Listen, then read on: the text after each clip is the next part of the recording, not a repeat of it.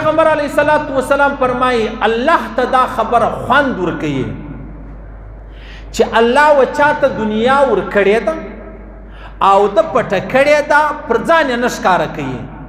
الله د دې خبرې څخه نفرت کیږي، دا خوند ورکوي. الله فرمایي ما چاته مال ورکړی دی، دولت ورکړی دی، روپۍ ورکړی دی، اوس دی راولاړ سو د هغو روپۍ مطابق کپړې، کور، سوارلي، خوراک، چشاک. د الله فرمایي ما ته خوند راکوي چې ما څه درکړي دي هغه ښکاره که، او ما ته هر څه درکړي دي او تا ټول پټ کړي دي. په ښار کې داسې ګرځې لکه د ماښام ګوله چې نه لرې. لویه خبره په دې کې دا ده چې ته د الله شکایت کوې چې الله زما سره هېڅ نه دي کړي. د دې اسانه مثال به درکړم.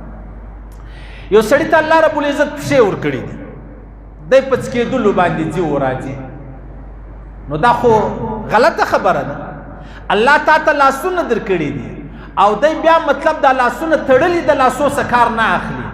الله سترګې درکړي دي او تا سترګې پټې کړي دي، بیا روان یې لکه ړوند. الله فرمایي ما سترګې درکړي، ته به دا خپلې سترګې استعمالوې، زما نافرماني مه کوه. ما پښې درکړي دي، ته به دا خپلو پښو تر یو ځایه ځان رسوه، زما نافرماني مه کوه. داغسې الله فرمایي ما دنیا درکړې ده، دا دنیا پر ځان ښکاره که، هېڅ بده خبره نه ده. بل مثال به درکړم. یو سړي ته الله رب العزت ښه ژوند ورکړی دی، بیا کوروالا واده. اوس د ده کوروالا دا سړي خپل کوروالا ته ډېره مطلب هر قسم جوړې، کپړې، پړونان، دغسې مطلب چوټې بل لري، او د دې څیرې پړونی په سر دی، خرنې مردارې جامې یې اغوستې دي، هغه څیرې چوټې وچپلکې چې دي هغه یې په پښو کړي دي.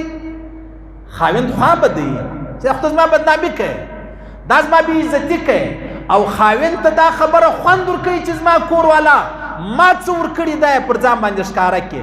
نو الله ته هم دا خوند ورکوي چې زما بنده ته ما څه ورکړي دي هغه دې ښکاره کړي. صحیح سلو.